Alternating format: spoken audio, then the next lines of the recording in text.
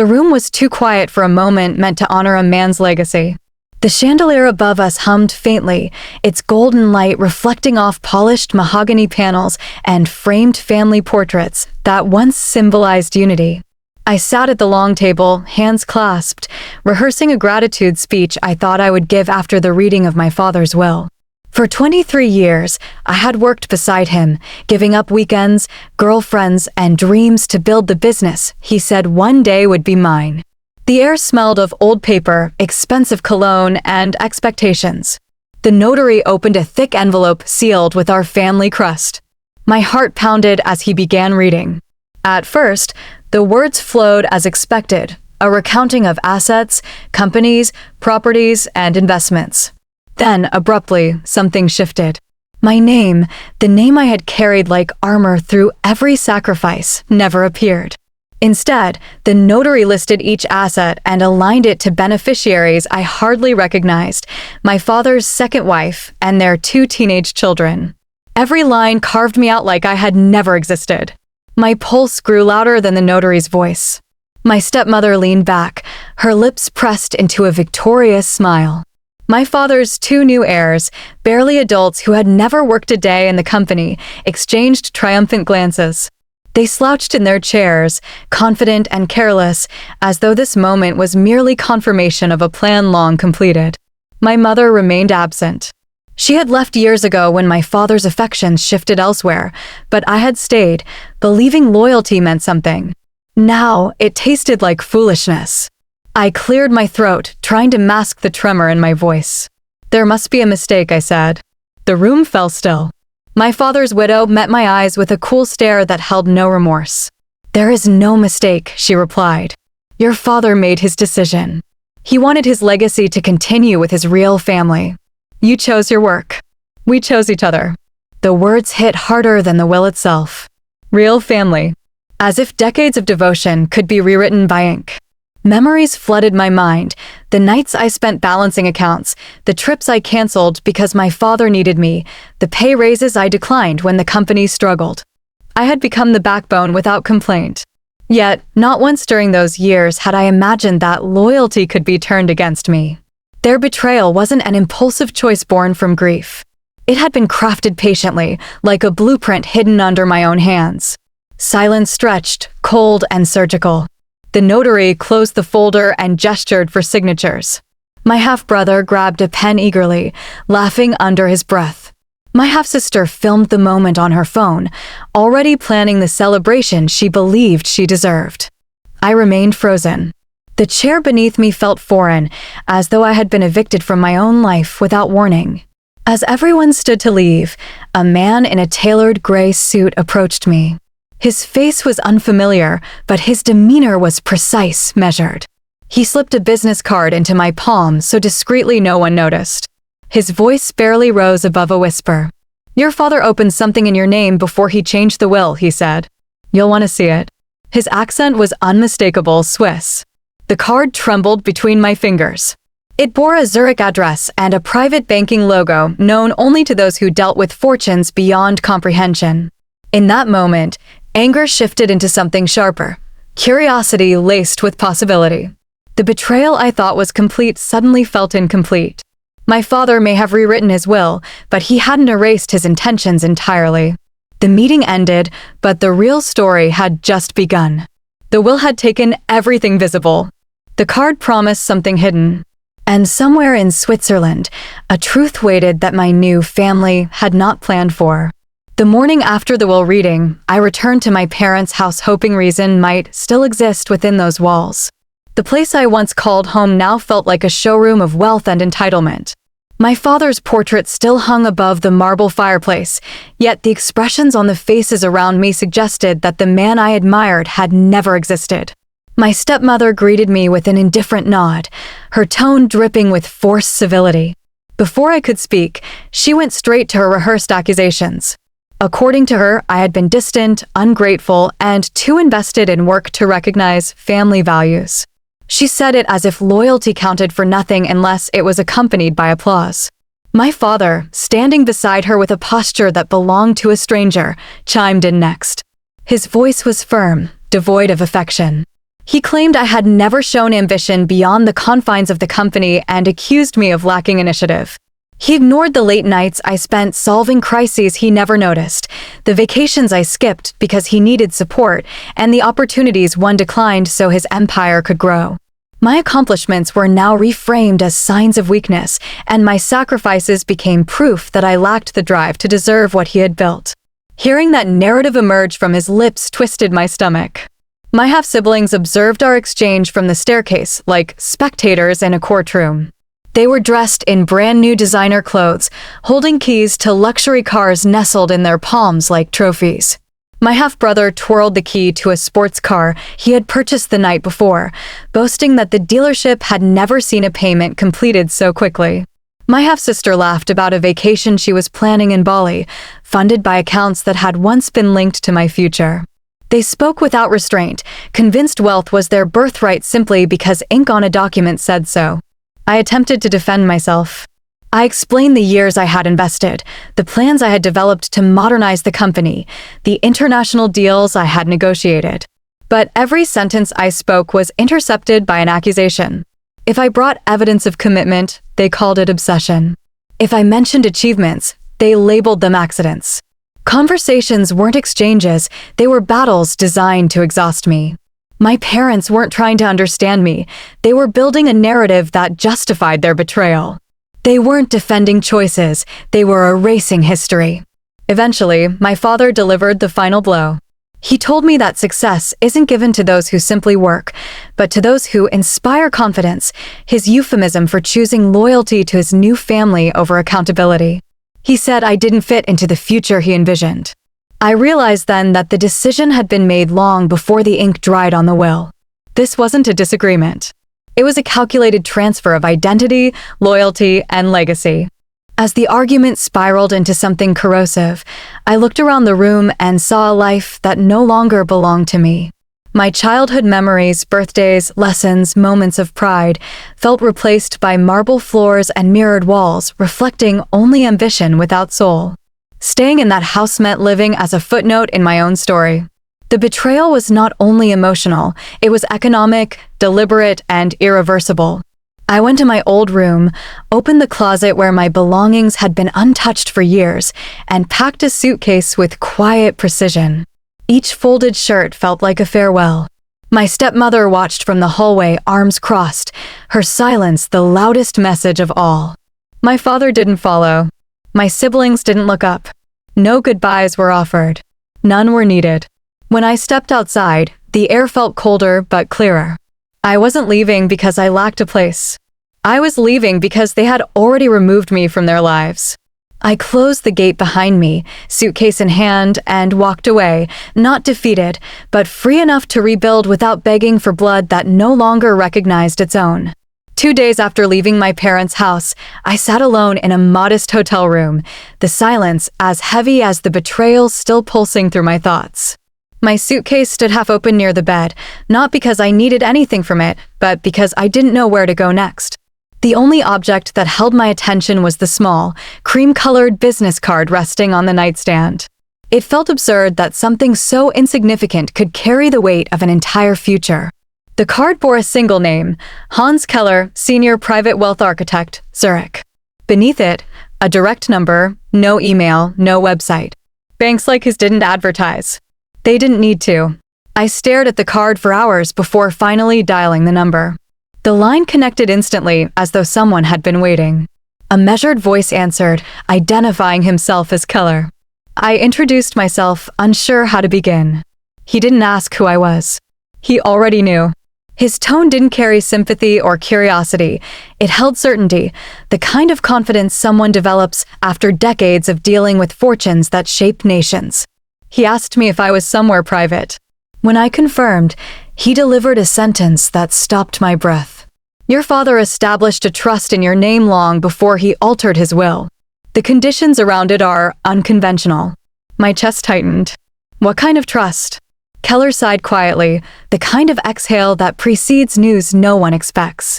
A sovereign trust. Irrevocable. Tax-protected. And tied to strategic holdings that do not appear on your family's public balance sheets. You are its beneficiary, but you cannot access it yet. A mixture of disbelief and confusion churned inside me. My father had told me countless times that legacy was earned, not gifted, and yet he had created something massive without a single conversation. Keller continued, explaining that Swiss banking laws required the fulfillment of a personal condition set by the account's creator, my father. Only after satisfying it would the trust unlock. What condition? I asked. That, Keller replied, is something we must discover together. Your father left a document hidden somewhere he believed only you could find. Without it, the account remains sealed. He designed it this way to prevent interference. My mind raced through memories. My father rarely acted without foresight. Was this trust created before the second marriage? Had he suspected something? Keller then added another revelation. The date of creation predates your father's remarriage by nearly 4 years. The timing suggests he anticipated changes before they happened. Perhaps he regretted certain decisions. The words struck deeper than any insult my parents had thrown at me. Regret wasn't a term my father ever acknowledged. He treated choices like architecture. Once built, they stood forever. Yet, if Keller was right, the foundations of his second family were not forged in conviction, but in hesitation. Maybe he had tried to protect me silently, knowing the future would grow darker. Keller requested a video call for verification. Moments later, his face appeared on my screen, silver hair, sharp glasses, a gaze trained like a surgeon's. He showed me encrypted documents bearing my name, signatures unmistakably my father's, and accounts listed under Swiss holdings I never knew existed. They included assets that dwarfed the inheritance my parents had stolen. The trust wasn't a consolation prize, it was the core of my father's empire, hidden from those who believed they had won everything. Before ending the call, Keller gave me a final instruction. Find the document your father left. Without it, you are wealthy on paper and powerless in reality. For the first time since the will destroyed my identity, a flicker of hope ignited. The betrayal that felt complete now appeared incomplete. My father hadn't removed me from his legacy. He had buried it, waiting for me to uncover it. The house had expelled me, but Switzerland was calling. And this time, I wasn't walking away empty-handed. While I wrestled with the mysteries surrounding the Swiss trust, the family that replaced me moved through life with a confidence that bordered on delusion. News traveled fast through former colleagues, old acquaintances, and social media posts dripping with extravagance. My father, once a disciplined strategist, now seemed hypnotized by the illusion of limitless wealth. My stepmother, who had never created anything more complex than a shopping list, suddenly reinvented herself as a visionary investor, and my half-siblings followed her lead like disciples seeking applause rather than purpose. The empire I once helped stabilize began mutating overnight. Properties were purchased in every direction: beach villas in Zanzibar, apartments in Dubai, a mansion outside Cape Town outfitted with imported marble flown in by helicopter. Contracts were signed without due diligence, and funds were transferred with casual gestures, as though money were a renewable resource that responded to enthusiasm. Each acquisition was announced online with photo shoots that resembled magazine spreads, where family values were measured by likes and comments instead of history and sacrifice. My father, seduced by the attention, stopped asking questions. The stepmother convinced him that legacy wasn't built through stewardship but through spectacle. She spoke of family influence as though it were a fashion label, something wearable, flauntable, and disposable. Consultants were hired not for expertise, but for prestige. European firms billed obscene fees for strategic redirection sessions that produced glossy presentations and no operational improvements. A French branding agency was paid more for a new family slogan than I once earned in a year. My half-brother, emboldened by sudden wealth, launched a luxury clothing line despite knowing nothing about textiles, manufacturing, or logistics. He treated employees like accessories and suppliers like servants, assuming money erased consequences. Orders were placed before any designs were finalized. Marketing campaigns were booked before prototypes existed. He believed speed equaled genius. Errors multiplied faster than profits. My half-sister entered the tech world, investing in startups she barely understood, convinced innovation was a matter of enthusiasm rather than execution. She attended conventions where she mispronounced terminology yet signed contracts no seasoned investor would touch. She became the poster child for reckless ambition, applauded by influencers who mistook privilege for intellect. The stepmother signed off on every expense with theatrical confidence. She insisted that growth was impossible without luxury and that power required visibility. To prove her worth, she commissioned a televised documentary showcasing their entrepreneurial dynasty. Its production costs alone could have funded scholarships, innovations, or long-term projects. Instead, it purchased branding, not value. My father, who once dismissed unnecessary debt as greed disguised as ambition, now approved every invoice without reading it. I watched all of this from a distance, understanding the danger they could not see. Wealth is not a fountain, it is a reservoir. Withdrawals without deposits turn empires into sinkholes. They mistook momentum for mastery. They believed applause confirmed intelligence. They forgot that money magnifies character, it does not manufacture it. Soon, whispers emerged. Suppliers complained about delayed payments. Contractors demanded advances to cover unexpected expenses. A hotel chain reneged on a partnership deal after discovering discrepancies in financial statements. The cracks were subtle at first, layered beneath the family's polished image. But like fractures beneath a dam wall, they widened silently. My father, blinded by vanity, dismissed every warning. "We are expanding," he repeated, as if repetition could replace judgment. The truth was harsher. They were not expanding, they were inflating. The empire that once stood on foundations I helped maintain now rested on ego, impulse, and naivety. Their world sparkled like gold leaf, beautiful from afar, fragile up close. And though no one realized it yet, gravity had already begun pulling. Empires rarely collapse suddenly.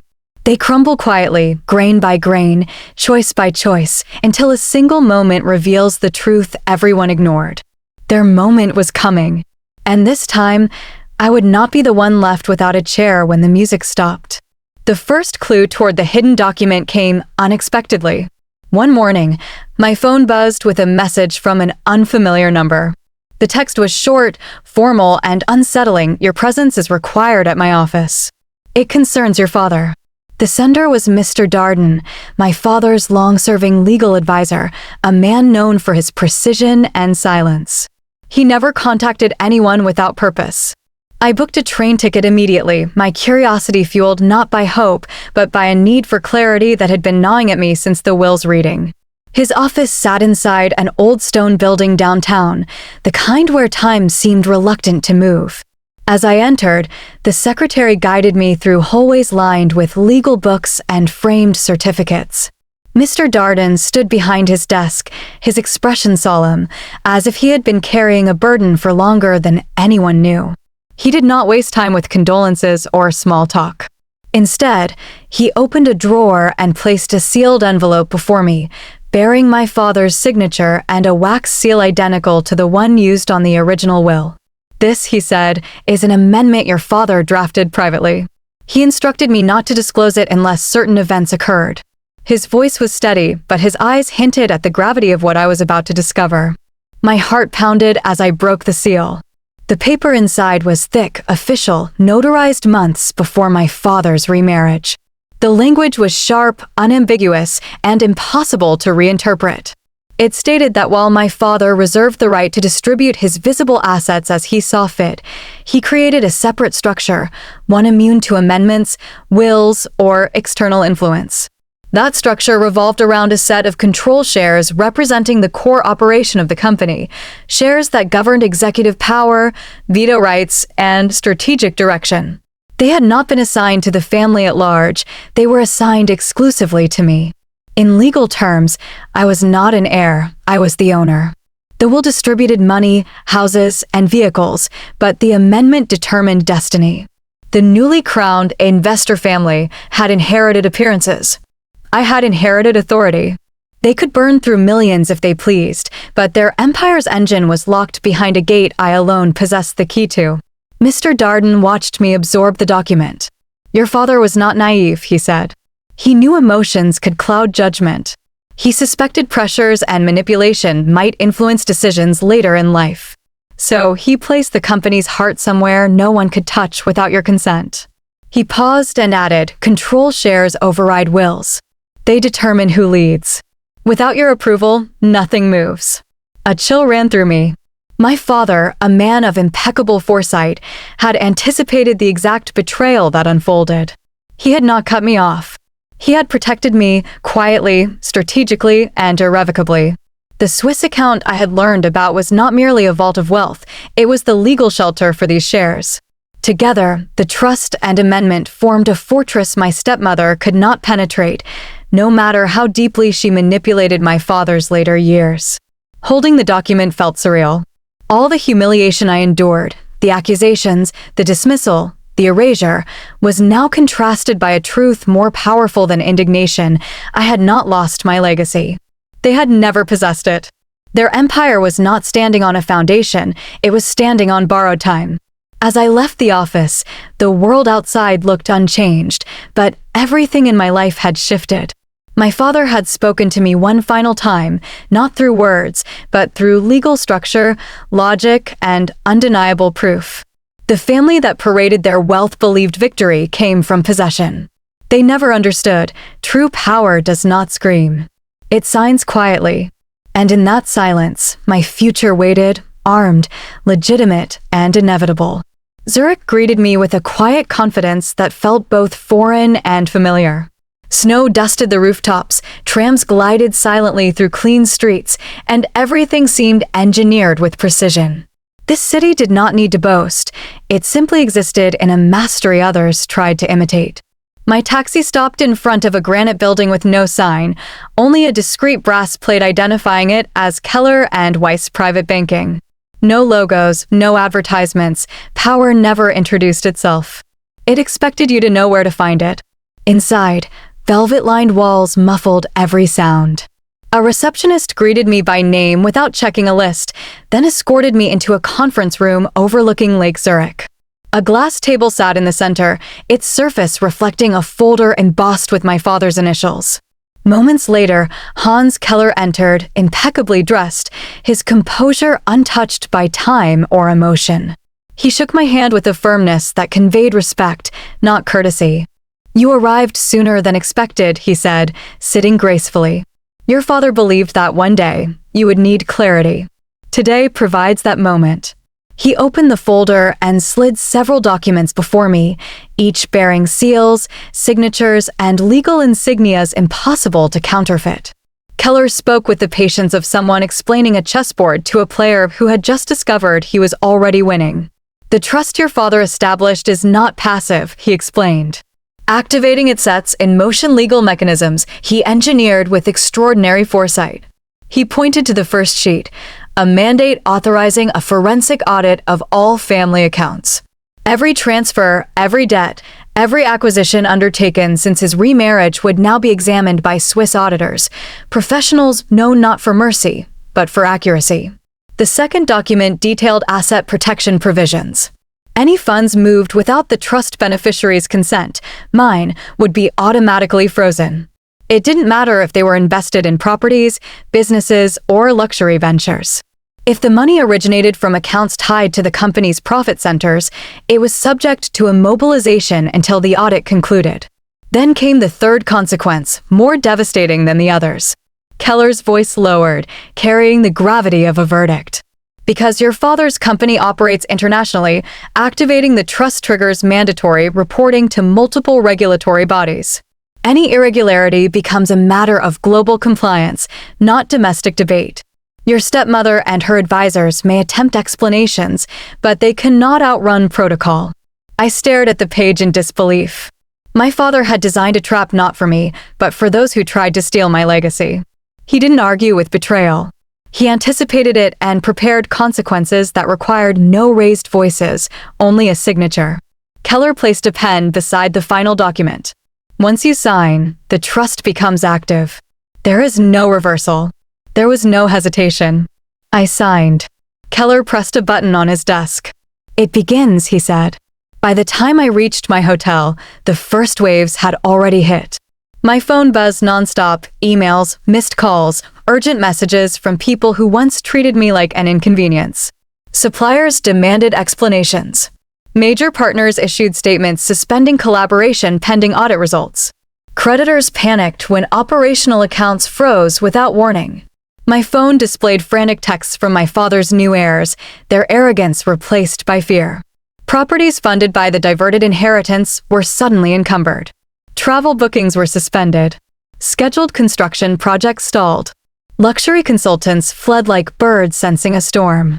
The empire they believed unbreakable had not fallen, it had paused. And nothing terrifies the reckless more than silence. I watched the chaos unfold not with satisfaction, but with understanding. Power had never left me. It had been waiting dormant, disguised as loss. Zurich didn't give me revenge. Zurich gave me truth. And truth, unlike wealth, never loses value. The first cracks appeared within hours of the asset freeze, but it took days for panic to spread through the household that had once celebrated my erasure. Their mansion, once a monument to excess, became a fortress of unanswered questions and mounting fear. The luxury cars parked in the driveway suddenly symbolized liabilities, not status. The housekeepers whispered about bills unpaid. Contractors who once rushed to please my stepmother now demanded deposits she could no longer access. Wealth had never been her language. She spoke only display. Without access, her vocabulary collapsed. My half-brother was the first to feel the blow. His so-called fashion brand, built on borrowed credibility, faced immediate termination from manufacturers. They refused to produce another garment until outstanding invoices cleared. When he attempted to make payments, every account returned the same response: insufficient authorization. For a young man who believed confidence was a currency, this denial felt like suffocation. Friends who once praised his ambition stopped answering his calls. Suddenly, the world expected results, not hashtags. My half-sister faced her reckoning next. Her startup investments triggered compliance checks from European regulators. The partnerships she flaunted online dissolved overnight, citing financial irregularities. Investors began asking who had authorized her decisions. For the first time, she realized influence built on borrowed capital collapses the moment accountability arrives. Her confident smile vanished, replaced by frantic messages begging for explanations she didn't possess. But the greatest shift came from my father. He had always prided himself on foresight, but age and affection had clouded his judgment. Now, every choice he justified with arrogance returned as a legal notice. Meetings he once entered as a leader, he now entered as a defendant of his own signature. Bankers asked for statements. Auditors requested documentation. Lawyers demanded clarification. His silence, once interpreted as authority, now looked like ignorance. My stepmother tried to negotiate with charm, but charm had never been a recognized form of payment. She called consultants, accountants, even spiritual advisors, as if some combination of excuses could unlock frozen accounts.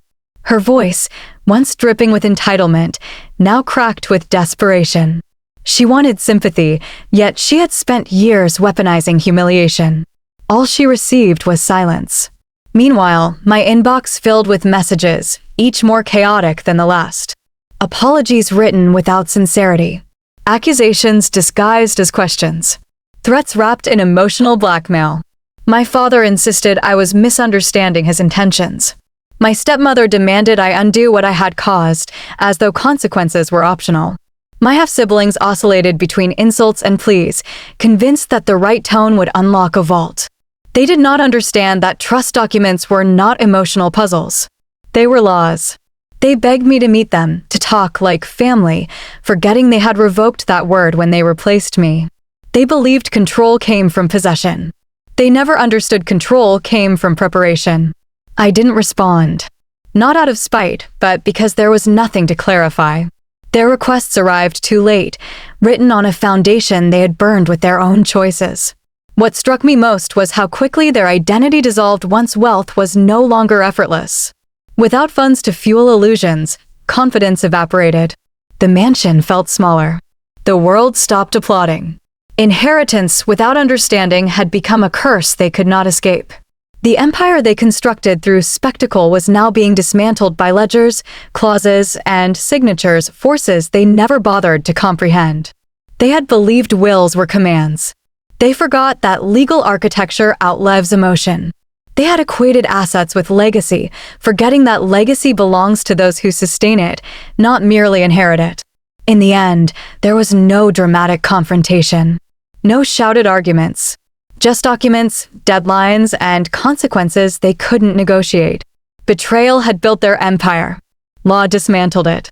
Silence, once my burden, had become their sentence. The collapse of their illusion marked the beginning of my reality. While their world shrank into panic and unanswered questions, mine expanded into clarity. The legal processes finalized faster than anyone anticipated. My identity as beneficiary shifted from theory to execution.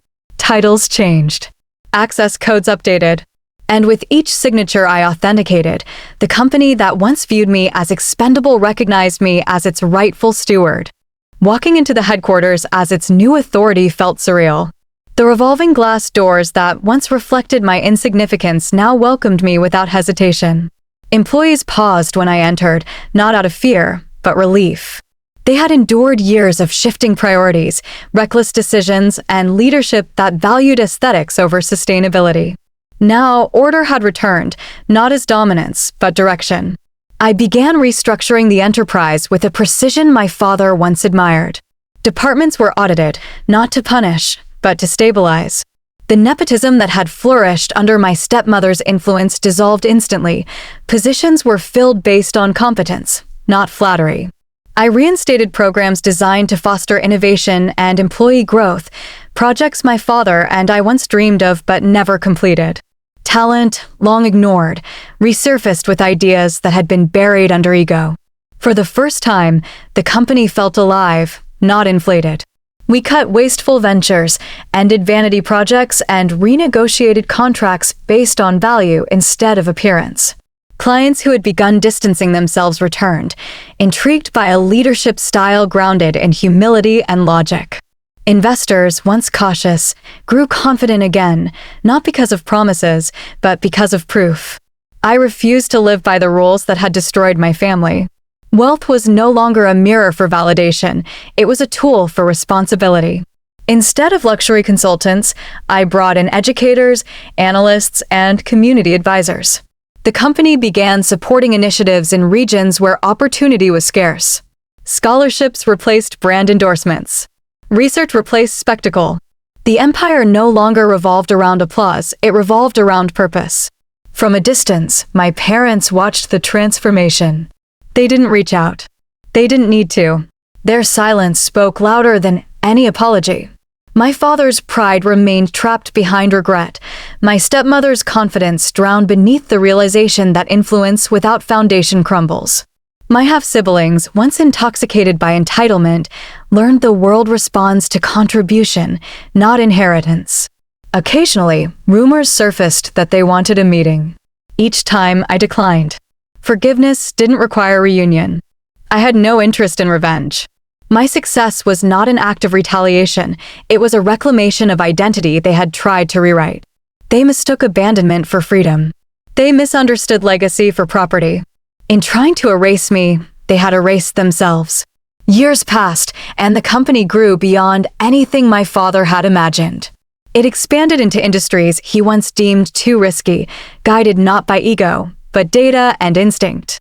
We achieved milestones that did not need public celebration because impact became its own applause. The boardroom once filled with polished performances now resonated with thoughtful debate. I didn't inherit a throne, I built a platform. The irony remained unspoken but undeniable. The legacy they attempted to hoard was never theirs to understand. My father's hidden trust had not been an act of favoritism, it was an act of foresight. He had not abandoned me.